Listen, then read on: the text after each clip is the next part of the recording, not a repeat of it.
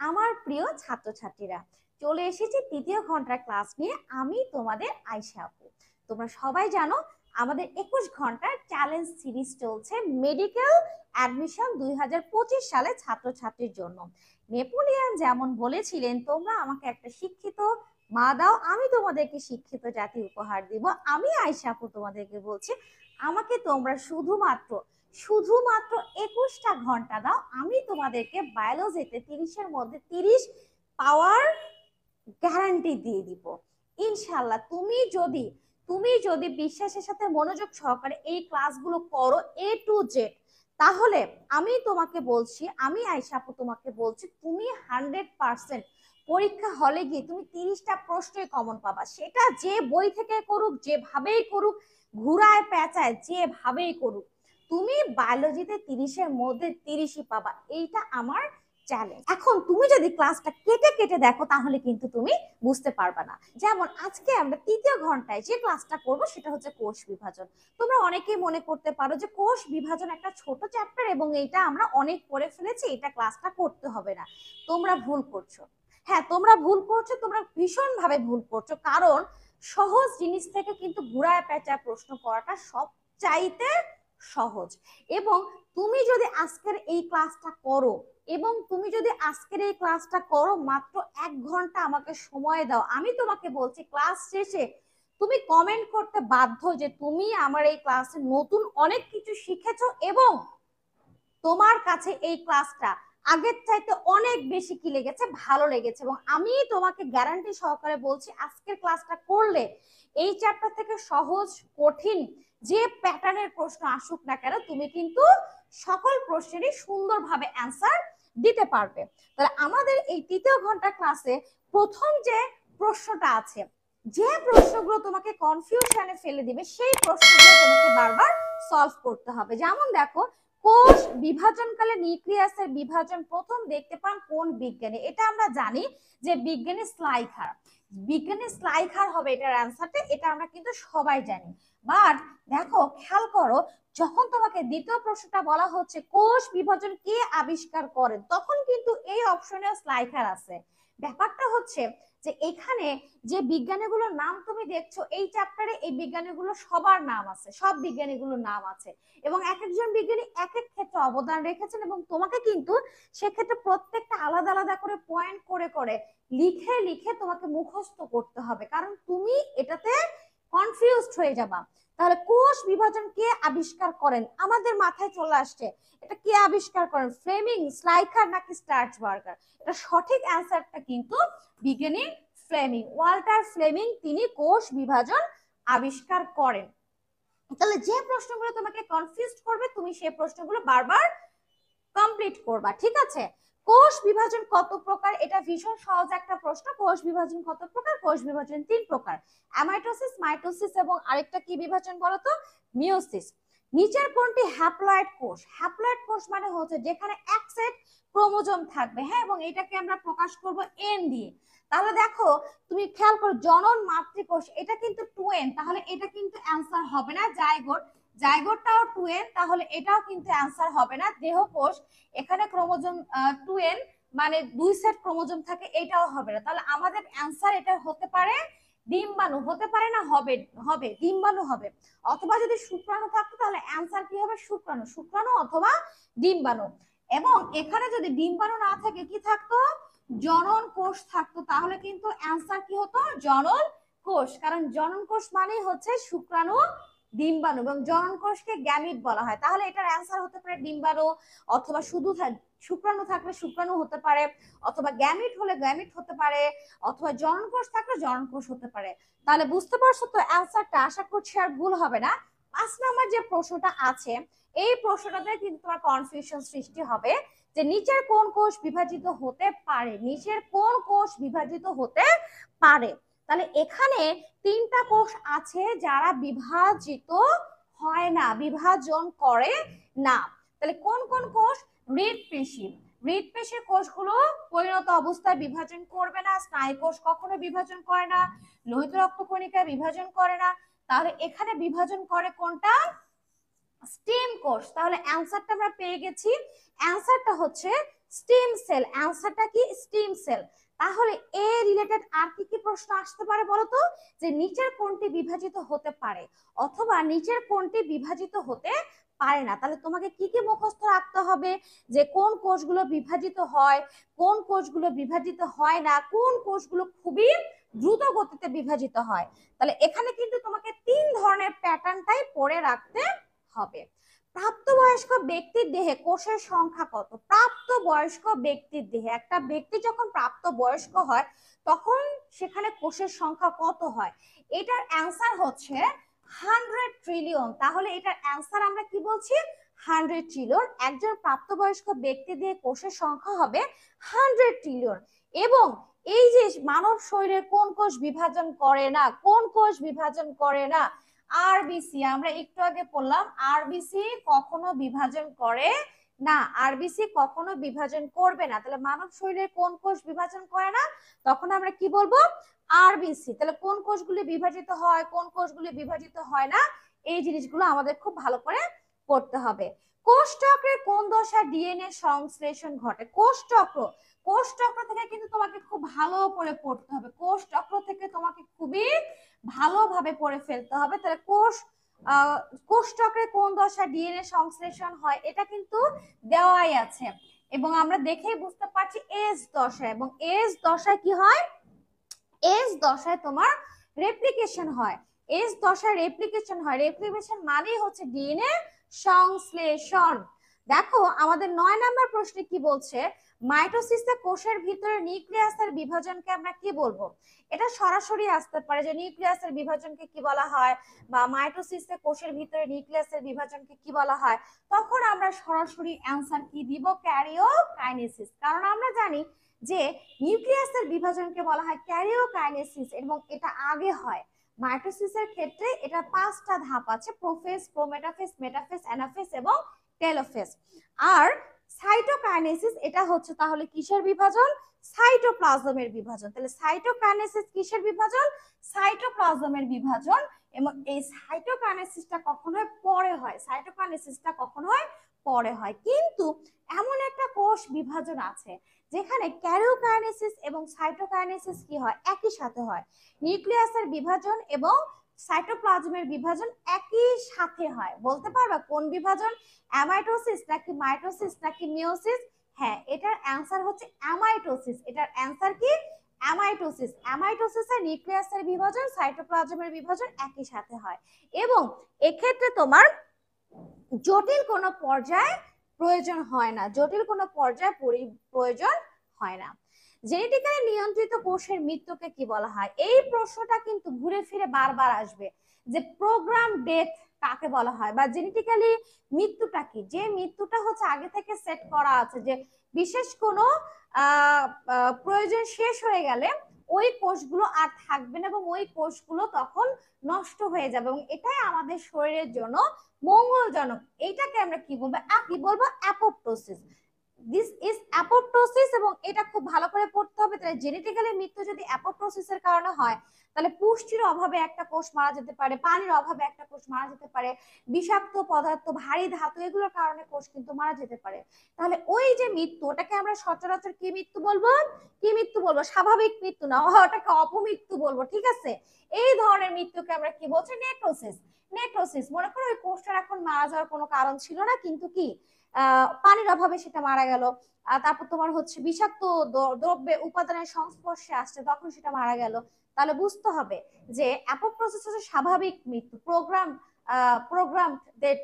হ্যাঁ, আর এটা হচ্ছে পুষ্টির অভাবে বা বিষাক্ত পদার্থের অভাব, পুষ্টির অভাবে বা বিষাক্ত পদার্থের কারণে মৃত্যু। অনিয়ন্ত্রিত মাইটোসিস কোষ বিভাজনকে কি বলা হয়? অনিয়ন্ত্রিত মাইটোসিস কোষ বিভাজনকে আমরা কি বলবো? নিওপ্লাসিয়া বলবো। কি বলবো? নিওপ্লাসিয়া। নিওপ্লাসিয়া। অনিয়ন্ত্রিত মাইটোসিস কোষ বিভাজনকে কি বলা হবে? নিওপ্লাসিয়া। 14 নম্বর প্রশ্ন কি বলছে? মাইটোসিস কোষ বিভাজনের কোন পর্যায়ে প্রতিটি ক্রোমাটিড একটি অপত্য ক্রোমোজোমে পরিণত হয়? প্রতিটি ক্রোমাটিড একটি অপত্য ক্রোমোজোমে পরিণত হবে। হ্যাঁ, মনে করো একটা মাইটোসিসের 2টা ক্রোমাটিড আছে। হ্যাঁ, এটা হচ্ছে একটা ক্রোমাটিড, এটা একটা ক্রোমাটিড, অপত্য ক্রোমোজোমে পরিণত হবে। তার মানে তোমার এই যে 2টা ক্রোমাটিড কি হয়ে যাবে? অপত্য ক্রোমোজোমে কি হয়ে যাবে? পরিণত হয়ে যাবে। এবং এইটা অবভিয়াসলি আনসারটা হচ্ছে কি অ্যানাফেজ। আমরা জানি যে অ্যানাফেজে কি হয়, অপত্য ক্রোমাটিডটা ক্রোমাটিড দুইটা অপত্য কিসে পরিণত হয়, ক্রোমোজোমে পরিণত হয় এবং বিপরীত দিকে ধাবিত হয়। মানবদেহের ক্ষত নিরাময় কোনটি অপরিহার্য? অবভিয়াসলি তোমার কোথাও কেটে গেলে, কোথাও ছিঁড়ে গেলে, কোথাও ফেটে গেলে সেই জায়গাটা গ্যাপ সৃষ্টি হয় এবং ওইটা ধীরে ধীরে রিকভারি হয়ে যায়, এবং এটার কারণটা হচ্ছে মাইটোসিস। মাইটোসিস না হলে কিন্তু কখনো ক্ষত নিরাময় হতো না, সেটা উদ্ভিদ কোষ হোক আর প্রাণী কোষ হোক। এবার আমরা একটু ভেবে ভেবে উত্তর দেবো, এটা হচ্ছে অ্যানালাইটিক প্রশ্ন। সকল প্রশ্ন কিন্তু একই ধরনের না, কিছু প্রশ্ন আছে তুমি দ্রুত অ্যান্সার করতে পারবে, কিছু প্রশ্ন দেখার পরে তোমাকে কিছু সময় ভাবতে হবে। তাহলে মাইটোটিক মেটাফেসে কোনটি সঠিক নয়? তাহলে এখানে সঠিক নয় বলেছে, তিনটা অপশন থাকবে সঠিক আর একটা অপশন থাকবে সঠিক নয়। তাহলে প্রথম অপশনটা হচ্ছে ক্রোমোজোম সেন্ট্রোমিয়ারে বিভক্ত হয়। দ্বিতীয় অপশন হচ্ছে ক্রোমোজোম লুপ সৃষ্টি করে, ক্রোমোজোম গুলো এককভাবে থাকে, ক্রোমোজোম অপরিবর্তিত থাকে। তাহলে সঠিক নয়। অবভিয়াসলি মাইটোসিসে কিন্তু কোনো লুপ তৈরি হয় না, এই লুপ তৈরি হয় তোমার মিওসিসের ক্ষেত্রে। তাহলে এটাই হচ্ছে সঠিক, মাইটোসিসে ক্রোমোজোম লুপ সৃষ্টি করে, এটা সঠিক নয়, এটা হচ্ছে ভুল কথা। 17 নাম্বার প্রশ্ন আমাদের কি বলছে, মাইটোসিস কোষ বিভাজনের সময় স্পিন্ডল যন্ত্রের বিষুবীয় অঞ্চলে ক্রোমোজোমগুলোর বিন্যস্ত হওয়াকে কি বলা হয়? বিন্যস্ত হওয়াকে কি বলা? আমি একটু চিত্র আঁকিয়ে তোমাদেরকে দেখাই দিই। হ্যাঁ, এই যে আমরা মাকু যন্ত্র দেখতে পাচ্ছি এবং মাঝখানে যে চওড়া অংশটা হচ্ছে বিষুবীয় অঞ্চল বা নিরক্ষীয় অঞ্চল, এবং এখানে এসে ক্রোমোজোমটা হচ্ছে অবস্থান করবে এবং মোটা খাটো হবে। তো এই যে মেটা বিষুবীয় অঞ্চলে এসে বিন্যস্ত হয়েছে ক্রোমোজোম, এটাকে আমরা কি বলছি? এটাকে আমরা বলছি মেটাকাইনেসিস। তাহলে মেটাকাইনেসিস মানে হচ্ছে কি, বিষুবীয় অঞ্চলে অথবা নিরক্ষীয় অঞ্চলে ক্রোমোজোম গুলো অবস্থান করাকে আমরা কি বলছি? মেটাকাইনেসিস। এবং এটা কোন দশায় হয়ে থাকে? এটা মেটাফেজ দশা হয়ে থাকে। কোন দশায়? মেটাফেজ দশায় হয়ে থাকে। দেখো, মেটাকাইনেসিস ঘটে, আমরা একটু আগে পড়লাম, মেটাকাইনেসিস ঘটে কোথায়? মেটাফেজ পর্যায়ে। এবং এই সময় ক্রোমোজোম গুলো কোথায় আসে? স্পিন্ডল যন্ত্রের বিষুবীয় অঞ্চলে অথবা নিরক্ষীয় অঞ্চলে। হ্যাঁ, এবং এই সময় ক্রোমোজোম গুলোতে অনেক বেশি প্যাচ হয়ে ক্রোমোজোম গুলো ধীরে ধীরে ধীরে ধীরে খাটো মোটা হতে পারে, এবং আমরা ওই সময় স্পষ্টভাবে গণনা করতে পারি যে ক্রোমোজোমের সংখ্যা কতটা। তাহলে দেখো, মাইটোসিস কোষ বিভাজনের কোন পর্যায়ে ক্রোমোজোম গুলো সবচেয়ে মোটা খাটো দেখা যায় এবং স্পষ্ট দেখা যায়? তাহলে আমাদের অ্যান্সার কি হবে? অ্যান্সার হবে মেটাফেজ। আমরা একটু আগেই পড়লাম। এবার আমরা 20 নম্বরে একটা সুন্দর প্রশ্ন দেখতে পাচ্ছি, ডান্সিং ফেস কোনটা? Dancing, chromosomal dance. হ্যাঁ, ক্রোমোজোম যে নাচে বা ক্রোমোজোমের নৃত্য দেখা যায় কোথায়? ক্রোমোজোমের নৃত্যটা দেখা যায় প্রো মেটাফেজে। অ্যাকচুয়ালি যখন মাকু যন্ত্রটা তৈরি হয়, এবং এই মাকু যন্ত্র তৈরি হওয়ার সময় কি হয় জানো? এই ক্রোমোজোম গুলো, হ্যাঁ, এই যে ক্রোমোজোম আছে, ক্রোমোজোম গুলো এই মাকু যন্ত্রের এই ফাইবারের সাথে কাজ করে, তাদের আকর্ষণ কাজ করে, এবং ক্রোমোজোম গুলো এসে বিভিন্ন জায়গা থেকে এসে ক্রোমোজোম গুলো সুন্দরভাবে যুক্ত হয়ে যায়। এটাকে আমরা কি বলছি? ক্রোমোজোমাল ডান্স বলছি। তাহলে ক্রোমোজোমীয় নৃত্য দেখা যায় কোন দশা? Pro metaphase. এবং এই প্রো মেটাফেজটা হচ্ছে মাইটোসিসের সবচেয়ে স্বল্পস্থায়ী দশা। এই সময় বিষুবীয় অঞ্চল দেখা যায়, মেরু দেখা যায়, এই সময় তোমার ট্রাকশন ফাইবার বা আকর্ষণ তন্তু সৃষ্টি হয় বা ক্রোমোজোমাল তন্তু সৃষ্টি হয়, এই সময় ক্রোমোজোমের মধ্যে নৃত্য দেখা যায়। এগুলো কিন্তু খুব ভালো করে পড়বা। হ্যাঁ, তারপরে আমরা 21 নাম্বার প্রশ্নে কি দেখতে পাচ্ছি, বহু নিউক্লিয়াস যুক্ত উদ্ভিদ কোষকে কি বলা হয়? বহু নিউক্লিয়াস যুক্ত, মনে করে এটা একটা কোষ এবং স্বাভাবিকভাবে এই কোষের মধ্যে একটাই নিউক্লিয়াস থাকার কথা। এই নিউক্লিয়াসের ক্যারিওকাইনেসিস হয়ে একটা থেকে দুইটা, দুইটা থেকে চারটা, চারটা থেকে আটটা এরকম নিউক্লিয়াসের সৃষ্টি হয়েছে। কিন্তু দেখো, এখানে সাইটোকাইনেসিস হয়নি, সাইটোপ্লাজম বিভাজন করেনি। তাহলে একটা কোষের মধ্যে তুমি বহু নিউক্লিয়াস দেখতে পাচ্ছ। এটা যদি উদ্ভিদ কোষের ক্ষেত্রে হয় তখন আমরা সেটাকে কি বলবো? সিনোসাইটিক বলবো। কি বলবো? সিনোসাইটিক। কিন্তু এটা প্রাণীর ক্ষেত্রেও হতে পারে, তখন আমরা সেটাকে কি বলবো? প্লাজমোডিয়াম। প্রাণীর ক্ষেত্রে প্রাণী প, প্লাজমোডিয়াম প। তাহলে প্রাণীর ক্ষেত্রে বহু নিউক্লিয়াস যুক্ত কোষকে আমরা কি বলবো? প্লাজমোডিয়াম। আর উদ্ভিদের ক্ষেত্রে বহু নিউক্লিয়াস যুক্ত কোষকে আমরা কি বলবো? কি বলবো? আমরা কি বলবো? সিনোস। এরপরে আমরা যে প্রশ্নটা আসবো সেটা হচ্ছে 23 নাম্বার প্রশ্ন, কোষচক্রে কোন দশা ক্রোমোজোমের দৈহিক বৃদ্ধি ঘটে? এই প্রশ্নের অ্যান্সারটা কি তোমরা কি বলতে পারবা? এস দশা, G1, G2 এবং N, বলো এটা কি অ্যান্সার হবে? 20 নাম্বার প্রশ্নটা কি, মাইটোসিস কোষ বিভাজন কোন কোষে ঘটে না? এখানে কোন একটা কোষ আছে যেখানে কোনো মাইটোসিস ঘটবে না? সেটি হচ্ছে জনন মাতৃকোষ। জনন মাতৃকোষে কি বিভাজন ঘটবে? মিওসিস। এখানে কিন্তু তোমার কি বিভাজন হবে না? মাইটোসিস বিভাজন হবে না। 25 নাম্বার কি, মাইটোসিস নামকরণ করেন কোন বিজ্ঞানী? রাইট, এইটা একটা প্রশ্ন। মাইটোসিস নামকরণ করেন কোন বিজ্ঞানী? মাইটোসিস নামকরণ করেন বিজ্ঞানী ওয়াল্টার ফ্লেমিং। তাহলে মাইটোসিস নামকরণ করেন কোন বিজ্ঞানী? Walter Fleming. 26 নাম্বার প্রশ্নটা খুবই সহজ, সেটা হচ্ছে ইকুয়েশনাল বা সমীকরণিক বিভাজন কাকে বলে? ইকুয়েশনাল বা সমীকরণিক বিভাজন আমরা জানি এটা মাইটোসিস বিভাজন। মাইটোসিসকে ইকুয়েশনাল বা সমীকরণিক বিভাজন বলা হয়ে থাকে, কারণ এই সময় কি হয় বলতো, এই সময় এই যে ক্রোমাটিড আছে, সেন্ট্রোমিয়ার সহ ক্রোমাটিডটা কি হয়ে যায়? লম্বালম্বিভাবে বিভক্ত হয়ে যায় এবং দুই মেরুতে অবস্থান করে, যার ফলে মাতৃকোষে ক্রোমোজোম সংখ্যা যতটি থাকে, অপত্য কোষে ক্রোমোজোম সংখ্যা ঠিক ততটি থাকে। এই জন্য আমরা মাইটোসিসকে সমীকরণিক বা কি বলি? সমীকরণিক বা ইকুয়েশনাল বিভাজন বলে থাকি। সিঙ্গেল সেল প্রোটিন উৎপাদনে ভূমিকা রাখে কোন কোষ বিভাজন? সিঙ্গেল সেল প্রোটিন এটা তৈরি করে কোনটা জানো? এটা তৈরি করা হচ্ছে ব্যাকটেরিয়া।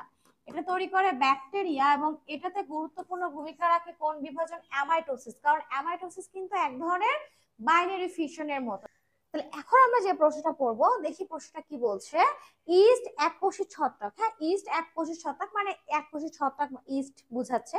অ্যামিবাতে কোন বিভাজন দেখা যায়? অবভিয়াসলি এটা কি হবে?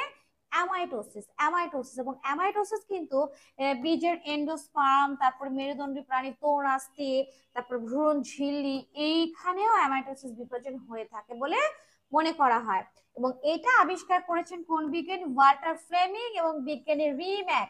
হ্যাঁ, প্রথম মুরগির ভ্রূণের আরবিসিতে এই অ্যামাইটোসিস কোষ বিভাজনটা লক্ষ্য করেন। তাহলে এটা কিন্তু আসতে পারে, এটা একটু খেয়াল রাখতে হবে। কোষ চক্র প্রস্তাব করেন কোন বিজ্ঞানী? কোষ চক্র প্রস্তাব করেন বিজ্ঞানী হাওয়ার্ড ও পেল্ক। এটা একটা গুরুত্বপূর্ণ প্রশ্ন এবং এটা অনেকবার আসছে। তাহলে বিজ্ঞানী হাওয়ার্ড ও পেল্ক কোষ চক্র আবিষ্কার করেন। কোষ চক্রের মোট সময়ের কত ভাগ ইন্টারফেজের জন্য ব্যয় হয়? সর্বোচ্চ সময় ব্যয় হয়, সর্বোচ্চ সময়, এবং এটা হচ্ছে 90 থেকে 95 ভাগ সময় হচ্ছে ইন্টারফেজে ব্যয় হবে, আর 5 থেকে 10% সময় ব্যয় হবে কোথায়? বিভাজনে ব্যয় হবে। তাহলে আমাদের পরের প্রশ্নটা কি বলছে? কোন দশার নিউক্লিয়াসকে বিপাকীয় নিউক্লিয়াস বলা হয়? অবভিয়াসলি ইন্টারফেজে, কারণ এই সময় কোষের মধ্যে বিভিন্ন ক্রিয়া বিক্রিয়া হয়, কোষের নিউক্লিয়াসের মধ্যে ক্রিয়া বিক্রিয়া হয় এবং কোষের নিউক্লিয়াসটা আকারে কি হয়? বড় হয়, তাই ইন্টারফেজের নিউক্লিয়াসকে বলা হয় বিপাকীয় নিউক্লিয়াস। এরপরে আমরা যে প্রশ্নটা যাচ্ছি, 32 নম্বর প্রশ্ন, ইন্টারফেজ সম্পর্কে কোনটি সঠিক নয়? তার মানে এখানে সঠিক 3টা এবং একটা আছে সেটা হচ্ছে ভুল। ভুলটাই আমাদেরকে বেছে নিতে হবে, একটু ভেবে ভেবে আমাদেরকে অ্যান্সার করতে হবে। ডিএনএ রেপ্লিকেটেড হয়, হ্যাঁ ইন্টারফেজে ডিএনএ রেপ্লিকেশন হয়, এস স্টেজে প্রয়োজনীয় শক্তি তৈরি হয়, এটাও সঠিক। মাইক্রোটিউবুল সৃষ্টি হয়, এটাও সঠিক। তাহলে এইটা হচ্ছে অ্যান্সার, সাইটোকাইনেসিস ঘটে না। এখানে কোনো সাইটোকাইনেসিস ঘটে না, তাহলে আমরা সঠিক অ্যান্সার পেয়ে গেছি। 33 নাম্বার প্রশ্ন কি বলছে? ইমিউন সিস্টেমের জন্য দরকারি কোষসমূহ বিভাজিত হওয়ার জন্য গ্রোথ ফ্যাক্টর তৈরি করে আসলে কোনটি? এখানে কি লোহিত রক্তকণিকা গ্রোথ ফ্যাক্টর তৈরি করে না? লোহিত রক্তকণিকার এখানে কোনো কাজ নাই। শ্বেত রক্তকণিকা, অনুচক্রিকা, লসিকা, এই চারটার মধ্যে কিন্তু লসিকা নাই। তাহলে এখানে ইমিউনো সিস্টেমের জন্য দরকারি কোষসমূহ বিভাজিত হওয়ার জন্য গ্রোথ ফ্যাক্টর, ইমিউনো সিস্টেম, তার মানে এখানে অবশ্যই যুক্ত আছে কি? শ্বেত রক্তকণিকা। তাহলে আমাদের অ্যান্সারটা কি? শ্বেত রক্তকণিকা, কারণ শ্বেত রক্তকণিকা কি আমাদের দেহের ইমিউনো সিস্টেমের সাথে জড়িত। 34 নম্বর প্রশ্নটা কি বলছে দেখি। কিডনি থেকে খরিত ইরিথ্রোপয়েটিন নিম্নের কোনটি তড়িতে উদ্দীপনা যোগায়? কোনটি তড়িতে? হ্যাঁ যোগায় হচ্ছে লোহিত রক্তকণিকা তৈরি করতে উদ্দীপনা যোগায়। আমরা যদি কিডনির কথা কল্পনা করি, হ্যাঁ তাহলে এই যে বৃক্ক, এখান থেকে এরিথ্রোপয়েটিন হরমোন তৈরি হবে এবং সেটা রক্তের মাধ্যমে মিশে তোমার কোথায় যাবে? বন ম্যারোতে যাবে এবং এই বন মেরুকে বলবে যে এখন তুমি আরবিসি তৈরি করো। বন মেরু তখন কি তৈরি করবে? আরবিসি তৈরি করবে। তাহলে এরিথ্রোপয়েটিন তৈরি করে কোনটা? কিডনি। আর সেই এরিথ্রোপয়েটিন কি কাজে হেল্প করবে? আরবিসি তৈরি করতে হেল্প করবে। তো এখন আমরা যে প্রশ্নটা পড়বো, মানুষের জীবনকালে দেহের কোষগুলো কতবার বিভাজিত হয়? তাহলে একজন পরিণত মানুষের কোষের সংখ্যা কতটা বলতো? 100 ট্রিলিয়ন অথবা 10⁻14, তাই তো? আর এইটা তোমার বিভাজিত হয় প্রায় 10 কোয়াড্রিলিয়ন, অথবা এটার অ্যান্সার কিন্তু এটাও থাকতে পারে, এটাও থাকতে পারে, ঠিক আছে? 10⁻15 থাকতে পারে, তাহলে কিন্তু অ্যান্সার হয়ে যাবে ইনশাআল্লাহ। কোষ বিভাজনের জন্য অভ্যন্তরীণ উদ্দীপনা প্রদান করে কোনটি? দেখো, সাইক্লিন সিডিকে যৌগ, এটাই হচ্ছে অভ্যন্তরীণ উদ্দীপনা প্রদান করে। হরমোন, গ্রোথ, এগুলো হচ্ছে বাহ্যিক উদ্দীপনা প্রদান করবে। তাহলে এটা সুন্দর করে মুখস্থ করে ফেলবা। এখন আমরা যে প্রশ্নটা পড়বো, এটা কিন্তু অ্যানালাইটিক প্রশ্ন, এবং এটা তোমাকে 30 সেকেন্ড ভাবতে হবে। কোষচক্রের নিয়ন্ত্রকের ক্ষেত্রে নিম্নে কোনটি সঠিক না? এটা আলিম স্যারের বই আছে, আলিম স্যারের বই থেকে সরাসরি তুলে দেওয়া হয়েছে। P27 মহিলাদের স্তন ক্যান্সার সৃষ্টি করে, এটা সঠিক, মানে এটা সঠিক তথ্য। P53 অ্যাপোপ্টোসিস প্রক্রিয়া কোষের মৃত্যু ঘটায়, এটাও সঠিক তথ্য। সাইক্লিন সিডিকে যৌগ কোষচক্র শুরুর নির্দেশনা দেয়, নো, এটা ভুল। সাইক্লিন সিডিকে MPF মানে ম্যাচুরেশন প্রমোটিং ফ্যাক্টর যোগে গ্রোথ ফ্যাক্টর যুক্ত থাকে, ঠিক। তার মানে একটা, দুইটা, তিনটা, এই তিনটা সঠিক। তাহলে এই তিনটা সঠিক যেহেতু, তাহলে বলছে কোনটি সঠিক নয়, তাহলে অ্যান্সার হচ্ছে সি নাম্বার। অ্যান্সার হচ্ছে সি নাম্বার। ভেবে ভেবে কিন্তু উত্তর দিতে হবে। প্রশ্ন কি বলছে? জি1 পর্যায়ের সময়কাল, জি1 পর্যায়ের সময়কাল এটা মুখস্থ করতে হবে। 30 থেকে 40% জি1 পর্যায়ের সময়কাল, এস এর সময়কাল কত, তারপর জি2 সময়কাল কত, এগুলো কিন্তু তোমাদের মুখস্থ করে ফেলতে হবে। মাইটোটিক স্পিন্ডল তৈরি করে কোনটি? সাইক্লিন ডি, সাইক্লিন ই, সাইক্লিন এ, নাকি সাইক্লিন বি? এটা মনে রাখার জন্য আমি তোমাদেরকে একটা ছোট্ট শব্দ বলি, দেব, DEAB, এই শব্দটা মনে রাখবা। দেখো, DEAB সবগুলো কিন্তু দেওয়া আছে সিরিয়ালে। তো ডি তে কি হয়? ডি তে হচ্ছে এটা জি1 স্টেজে যা কিছু হয় তা সাইক্লিন ডি নিয়ন্ত্রণ করে। ইতে এস এ যা কিছু হয় তা ইন মেনটেন করে, এবং জি2 তে যা কিছু হয় তা এ মেনটেন করে, সাইক্লিন এ। এবং বি হচ্ছে কোনটা? বি হচ্ছে এম ফেজে যা কিছু হয়, এবং মাইটোটিক স্পিন্ডল তৈরি সহ এম ফেজে যা কিছু হয় তা কিছু সবকিছু মেনটেন করে। তাহলে আমাদের অপশন হচ্ছে মাইটোটিক, প্রশ্ন হচ্ছে মাইটোটিক স্পিন্ডল তৈরি করে কোনটি? তাহলে আমাদের অ্যান্সার হচ্ছে সাইক্লিন। তাহলে আমাদের প্রশ্ন হচ্ছে মাইটোটিক স্পিন্ডল তৈরি করে কোনটি? মাইটোটিক স্পিন্ডল তৈরি করে কোনটি? তাহলে মাইটোটিক স্পিন্ডল তৈরি করে, তাহলে অ্যান্সার কি হবে বলতো? অ্যান্সার হবে বি। তাহলে অ্যান্সার কোনটা হবে? অ্যান্সার হবে বি। ম্যাচুরেশন প্রমোটিং ফ্যাক্টর নামক প্রোটিনের প্রয়োজন পড়ে যে ধাপে? ম্যাচুরেশন প্রমোটিং এটা জি2 ধাপে। জি2 তে যখন একটা কোষ চলে যায়, একদম লাস্ট চেক পয়েন্টে যখন চলে যায়, তখন তার ম্যাচুরেশনের একটা প্রয়োজন হয়, কারণ পরবর্তী ধাপে সে কোথায় চলে যাবে? সে মাইটোসিসে সরাসরি চলে যাবে, তাই তার আগে তার ম্যাচুরেশনের প্রয়োজন হয়। এই জন্য ম্যাচুরেশন দেওয়ার জন্য তাকে ম্যাচুরেশন প্রমোটিং ফ্যাক্টরের শরণাপন্ন হতে হয়। এরপরে আমাদের কি প্রশ্ন আছে আমরা একটু খেয়াল করি। স্তন্যপায়ীদের কোষচক্রে মাইটোসিস দশা কতক্ষণ স্থায়ী হয়? এটা সরাসরি উত্তরটা আমরা জানি, আমাদের মুখস্থ আছে। 1 থেকে 1.5 এত ঘন্টার মতন স্থায়িত্ব লাভ করে। আচ্ছা, এখন আমরা মাইটোসিসের সবচেয়ে দীর্ঘস্থায়ী ধাপ কোনটি সেটা জানবো। মাইটোসিসের সবচেয়ে দীর্ঘস্থায়ী ধাপ হচ্ছে প্রোফেজ, আর সবচেয়ে স্বল্পস্থায়ী ধাপ হচ্ছে মেটাফেজ। মাইটোসিসের কোন ধাপে জল বিয়োজন হয় অথবা ডিহাইড্রেশন হয়, পানি বেরিয়ে যায়? এটার আনসারটাও হবে প্রোফেজ, এবং এই সময় নিউক্লিওলার মেমব্রেন শেষের দিকে অদৃশ্য হতে শুরু করে। মাইটোসিসের কোন ধাপে জল যোজন ঘটে, পানি আবার যুক্ত হয়, হাইড্রেশন হয়? টেলোফেজ। বিপরীত ধাপ, এটা হচ্ছে টেলোফেজ। স্পিন্ডল তন্ত্র সৃষ্টির সূচনা হয় কোন ধাপে? প্রোফেজের শেষের দিকে। স্পিন্ডল তন্ত্র, এই যে স্পিন্ডল তন্ত্র, যার সাথে ক্রোমোজোম গুলো গিয়ে কি হবে? যুক্ত হবে। সুপার কয়েলিং হয় কোন ধাপে? সুপার কয়েলিং হয়ে পেঁচিয়ে পেঁচিয়ে পেঁচিয়ে পেঁচিয়ে ক্রোমোজোম গুলো অনেক বেশি মোটা খাটো হয়, এটা হচ্ছে সুপার কয়েলিং, এবং এই সময় সুপার কনডেনসেশন হয়ে থাকে। সুপার কয়েলিং হয়ে সুপার কনডেনসেশন হয়, মানে অনেক বেশি প্যাচের ফলে ক্রোমোজোমটা ঘনত্ব অনেক বেশি বেড়ে যায়, এবং অনেক বেশি মোটা খাটো এবং কি হয়? স্পষ্ট হয়, এবং যার ফলে ক্রোমোজোমের সংখ্যা, আকার, আকৃতি আমরা নির্ণয় করতে পারি কোন ধাপে? অ্যান্সারটা হচ্ছে মেটাফেজ। অ্যান্সার কি? মেটাফেজ। তাহলে একটার সাথে আরেকটা কিন্তু জড়িত। তাহলে ক্রোমাটিড গুলো সবচেয়ে বেশি মোটা খাটো স্পষ্ট হয় কখন? মেটাফেজ। তাহলে বুঝতে পারছো অ্যান্সার গুলো আমরা কিন্তু একটু পড়লেই সবগুলো পারবো। উদ্ভিদ কোষে কোনটি থেকে স্পিন্ডল তন্তু তৈরি হয়? উদ্ভিদ কোষে স্পিন্ডল তন্তু তৈরি হয় মাইক্রোটিউবুল থেকে। আর যদি প্রাণী কোষের কথা বিবেচনা করি, তাহলে সেন্ট্রাল থেকে অ্যাস্টার রে বের হয়, এই যেগুলো হচ্ছে অ্যাস্টার রে যা প্রোফেজের শেষের দিকে তৈরি হতে শুরু করে প্রাণী কোষে, অ্যাস্টার রে বের হয় এবং সেখান থেকে তোমার মাকুতন্তু তৈরি হয়। মাইটোসিস কোষ বিভাজনে কোন ধাপে নিউক্লিওলাসের বিলুপ্তি ঘটে? কোন ধাপে নিউক্লিওলাসের বিলুপ্তি ঘটে? কোন ধাপে? কোন ধাপে? প্রোমেটাফেজ। প্রোমেটাফেজে নিউক্লিওলাসের কি ঘটে? বিলুপ্তি ঘটে। এরপরে প্রশ্ন আমাদেরকে দেখি, ক্রোমোজোমের নিত দেখা যায় মাইটোসিসের বিভাজনে কোন ধাপে? এটা আমরা পড়েছি, এটার অ্যান্সারটা হচ্ছে প্রোমেটাফেজ, ক্রোমোজোমাল ডান্সিং। এরপরে আমরা কোন প্রশ্নটা পাচ্ছি একটু দেখে ফেলি। কোনটি মাইটোটিক সেন্টার হিসেবে কাজ করে? মাইটোটিক সেন্টার, মাইটোটিক সেন্টার হিসেবে কাজ করে, এটা আমাদের জানা আছে সেন্ট্রোজোম। কারণ প্রাণী কোষের ক্ষেত্রে কিন্তু এটা, উদ্ভিদ কোষের ক্ষেত্রে না, প্রাণী কোষের ক্ষেত্রে এটা সেন্টার হিসেবে কাজ করবে। এর কারণ হচ্ছে যে এই সেন্ট্রোজোম থেকেই তোমার কি তৈরি হবে? মাইক্রোটিউবুল, এবং যা পরবর্তীতে স্পিন্ডল যন্ত্র তৈরি করতে সাহায্য করবে। স্পিন্ডল ফাইবার সেন্ট্রোমিয়ারের কাইনেটোকোরে কোন প্রোটিনে সংযুক্ত হয়? স্পিন্ডল ফাইবার, এই যে আমরা স্পিন্ডল ফাইবার দেখতে পাচ্ছি, এই যে স্পিন্ডল ফাইবার, সেটা সেন্ট্রোমিয়ারের কাইনেটোকোরে কোন প্রোটিনের সাথে যুক্ত হয়? এই যে এটা হচ্ছে তোমার ক্রোমোজোমের সেন্ট্রোমিয়ার। এখানে যে কাইনেটোকোর আছে, সেই কাইনেটোকোর কোন প্রোটিনের সাথে যুক্ত হয়? অবশ্যই মটর প্রোটিন। দুইটার প্রোটিন, এটার প্রোটিন এবং এটার প্রোটিন যখন ম্যাচ করে তখনই কিন্তু সেই ফাইবারের সাথে ক্রোমোজোমটা যুক্ত হয়। তাহলে অ্যান্সার আমরা কি বলবো? মটর প্রোটিন। কি বলবো?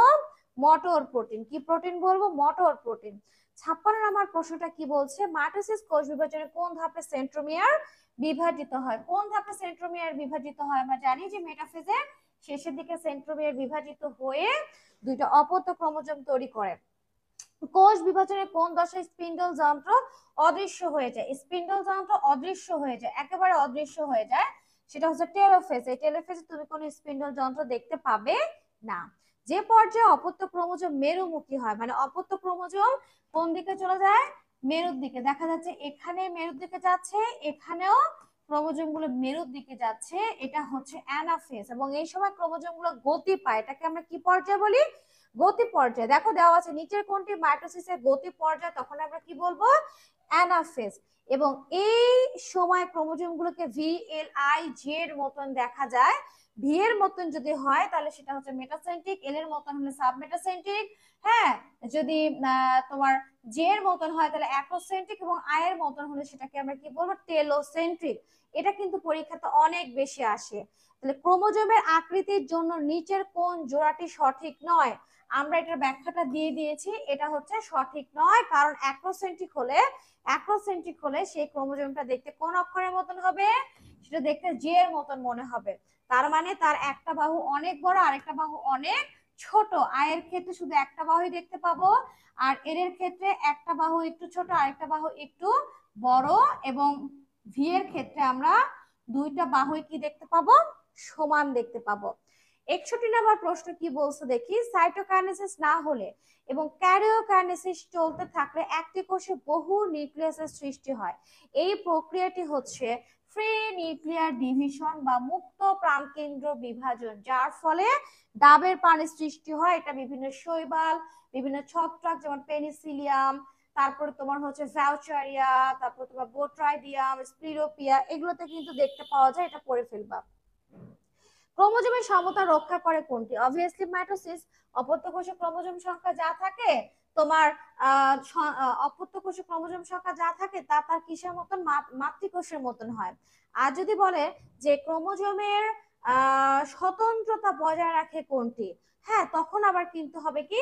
মিওসিস। তাহলে সমতা আর স্বতন্ত্রতা বা মানে ক্রোমোজোম বংশ পরম্পরায় সঠিক রাখে কোনটি, তখন কিন্তু হবে মিওসিস। মাথায় রাখবা।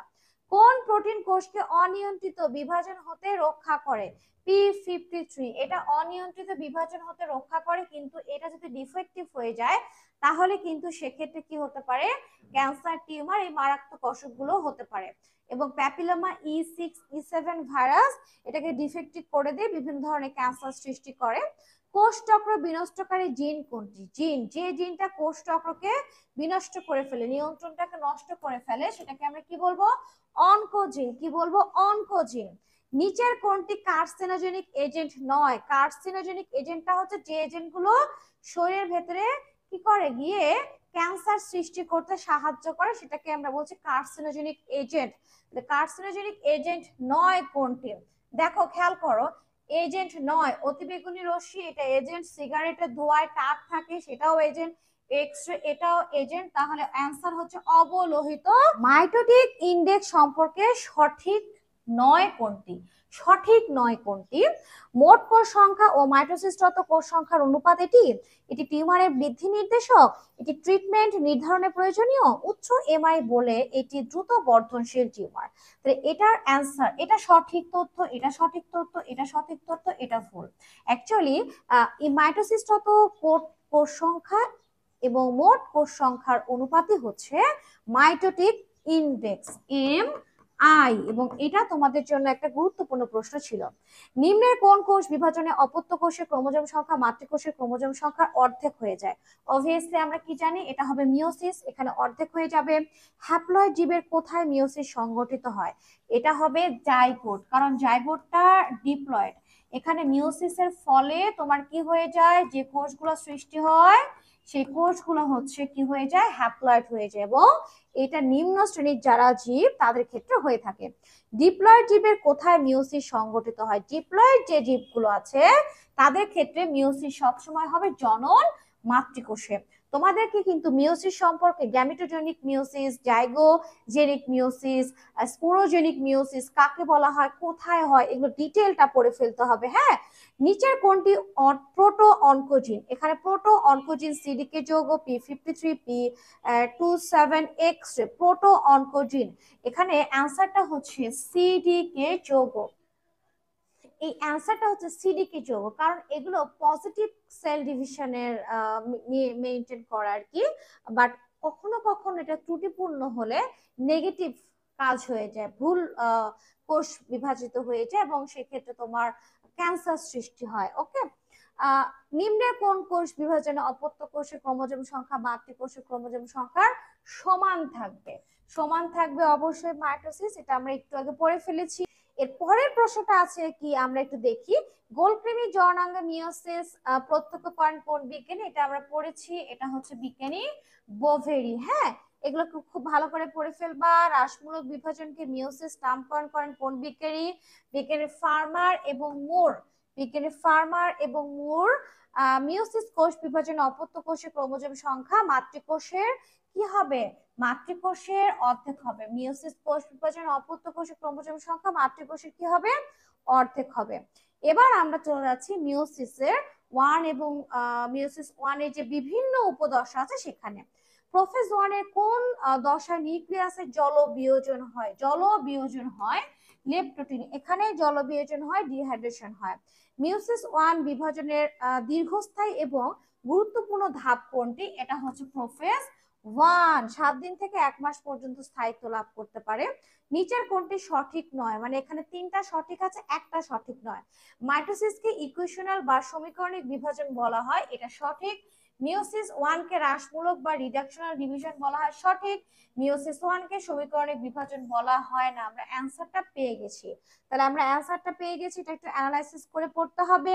প্রোফেজ ওয়ানের কোন দশায় নিউক্লিয়াসের জল বিয়োজন হয়?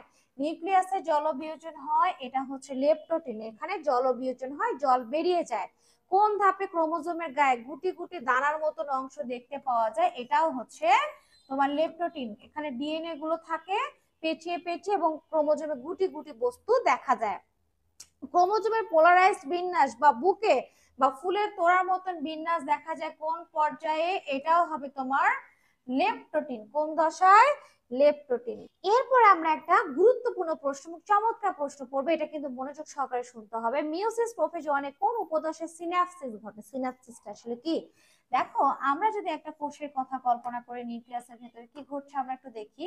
এখানে মনে করো আমি 2টা ক্রোমোজোম দেখতে পাচ্ছি, একটা ক্রোমোজোম মনে করো বাবার কাছ থেকে আসছে, একটা ক্রোমোজোম মায়ের কাছ থেকে আসছে।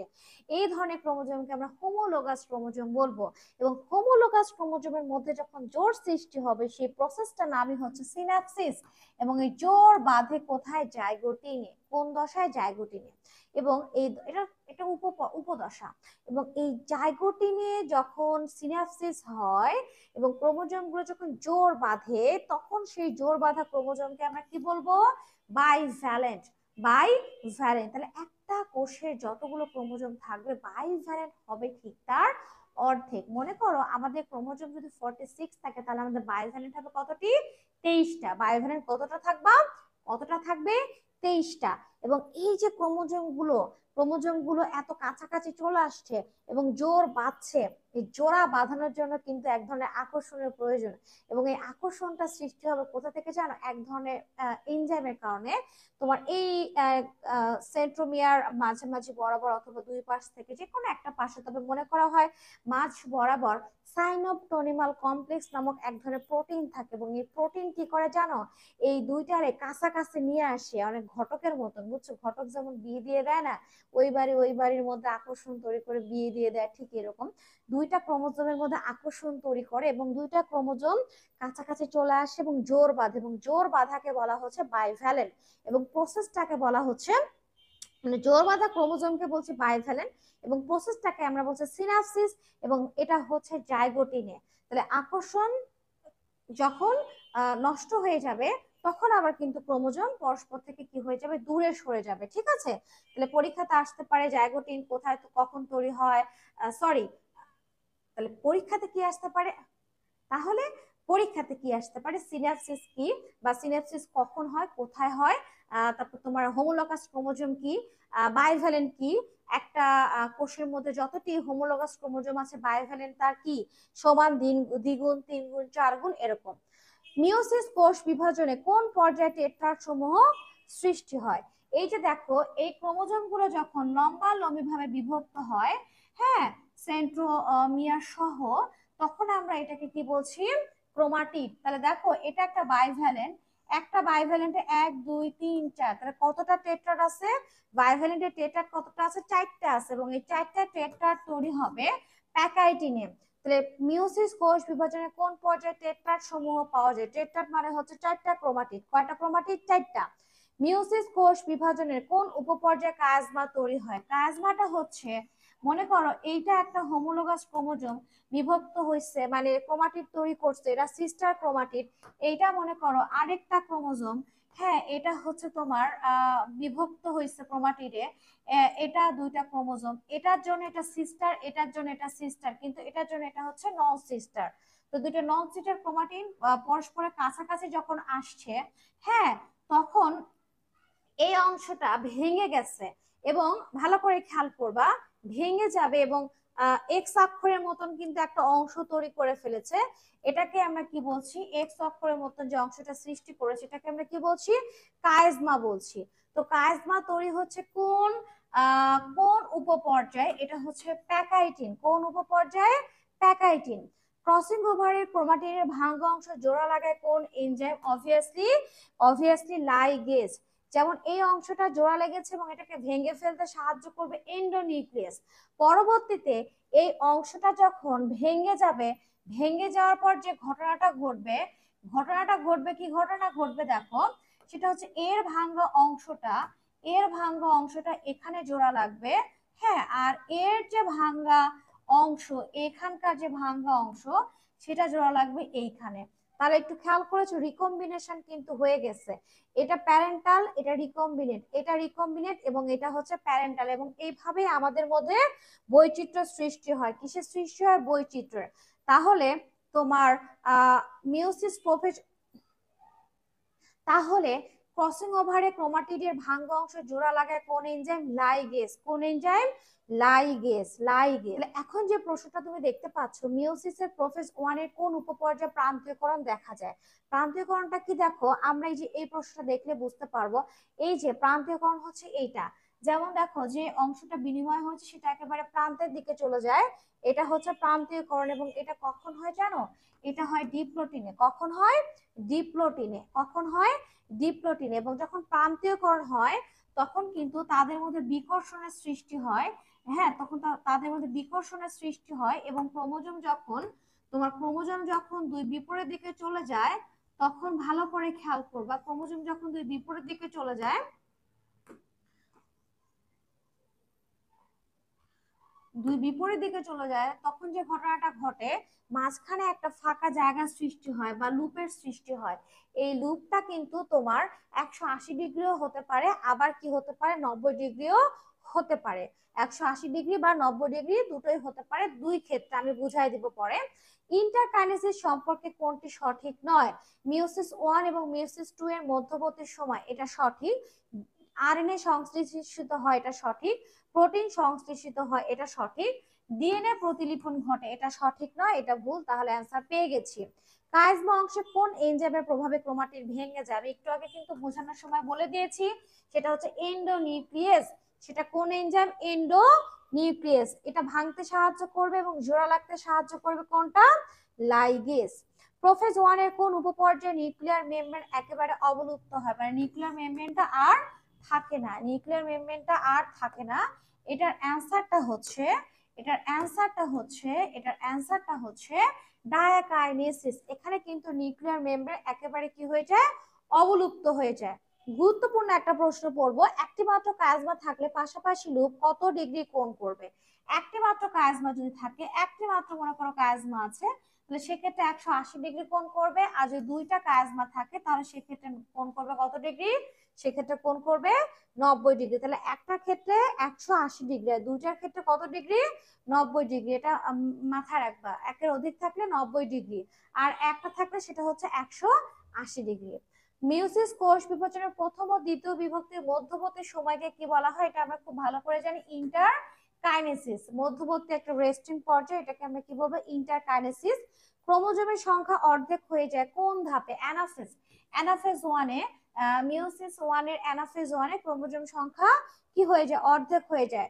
অর্ধেক মানে এক মেরুর দিকে যায়, অর্ধেক আরেক মেরুর দিকে যায়। হ্যাঁ, মনে করো আমার 46 ক্রোমোজোম আছে, ভালো করে খেয়াল করবা। 23 এইদিকে যাবে আর 23 এইদিকে যাবে। হ্যাঁ, যার ফলে আমার কোষে ক্রোমোজোমের সংখ্যা কত হয়ে যাবে? অর্ধেক হয়ে যাবে, তাই না? তাহলে এক্ষেত্রে অর্ধেক হয়ে যায়, এটা কিন্তু বিভক্ত হয় না। ক্রোমোজোম যে একটা ক্রোমোজোম থেকে দুইটা হচ্ছে তা কিন্তু হয় না, পুরোপুরি ক্রোমোজোমটা অর্ধেক অর্ধেক হয়ে যায়, দুই বিপরীত দিকে চলে যায়। এখন আমরা যে প্রশ্নটা পড়বো সেটা হচ্ছে একটা অ্যানালাইটিক প্রশ্ন, ইন্টারকাইনেসিস সম্পর্কে কোনটি সঠিক? মিওসিস 1 এর বিভিন্ন উপধাপের মধ্যবর্তী সময়, না, এটা অ্যান্সার হবে না। আরএনএ সংশ্লেষিত হয়, এই ধাপে আরএনএ সংশ্লেষিত হয় কিনা আমরা একটু ভেবে দেখি। প্রোটিন তৈরি হয় না, প্রোটিন তৈরি হয়। আর ডিএনএ প্রতিলিপি তৈরি হয় না, ডিএনএ প্রতিলিপি হয় না। তাহলে সঠিক অ্যান্সারটা আমরা পেয়ে গেছি, সেটা হচ্ছে আরএনএ সংশ্লেষিত হয়।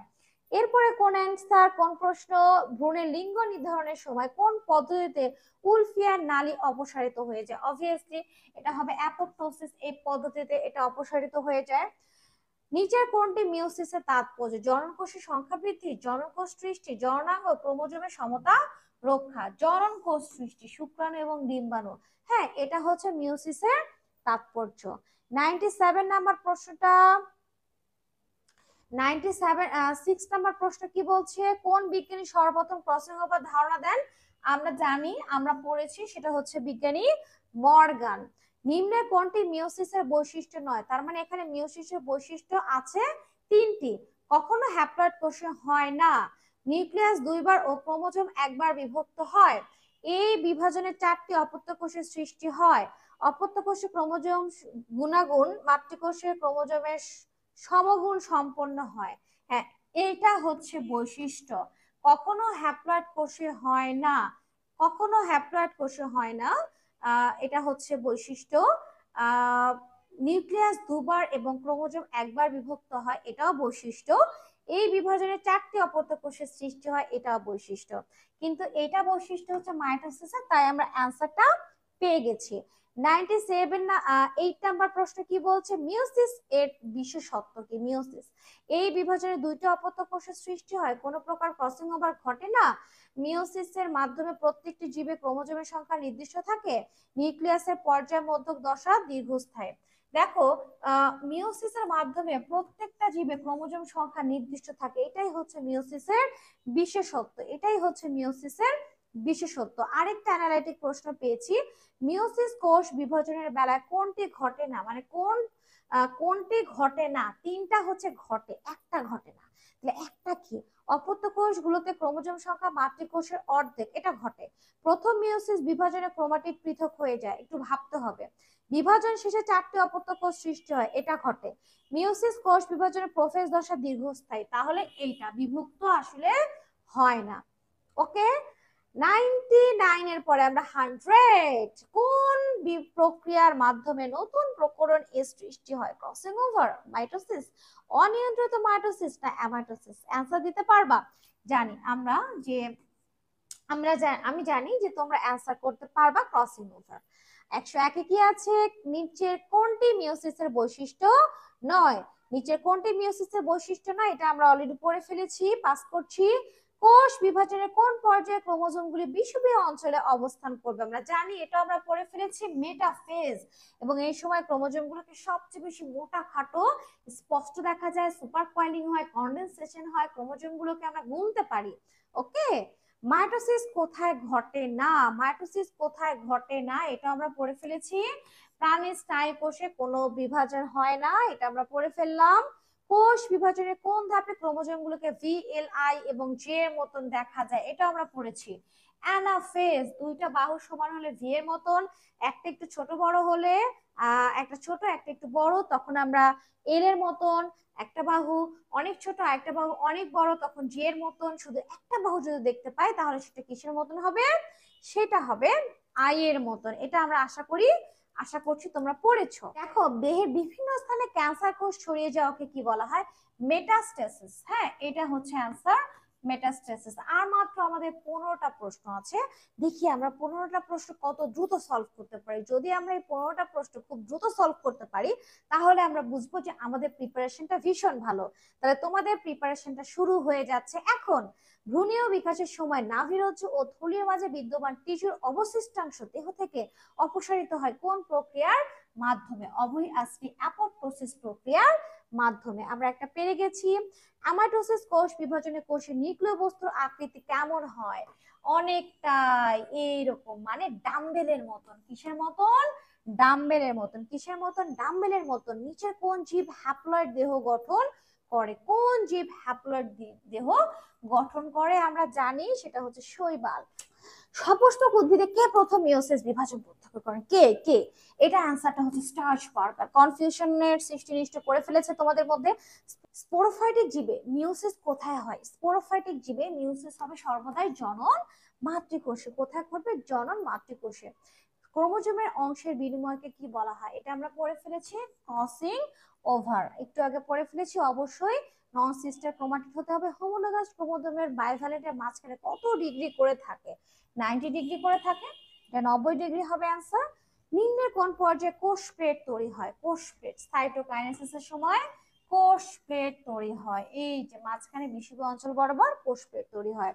মিওসিস প্রোফেজ 1 এর সঠিক ক্রম কোনটি? Zygotene diplotene pachytene diakinesis, leptotene pachytene diplotene diakinesis, zygotene leptotene pachytene এবং ডিপ্লোটিন। রাইট? এটা না, লেপ্টোটিন জাইগোটিন প্যাকাইটিন এবং ডিপ্লোটিন, এইটা। তাহলে অ্যান্সার আমরা পেরে গেছি। 115 নাম্বার কি বলছে? কোন ধাপে জীবের বৈচিত্র্য সৃষ্টির প্রক্রিয়ার সূচনা হয়? লেপ্টোটিন জাইগোটিন প্যাকাইটিন এবং ডিপ্লোটিন। তোমরা কি এটার অ্যান্সারটা দিতে পারবা? যদি এই অ্যান্সারটা দিতে পারো তাহলে বুঝতে পারবো তোমার প্রিপারেশনটা খুব ভালো হয়েছে এবং তুমি পরীক্ষাতে আসা প্রশ্নের উত্তর দিতে পারবা এই চ্যাপ্টার থেকে। আমি উত্তরটা বলে দিচ্ছি।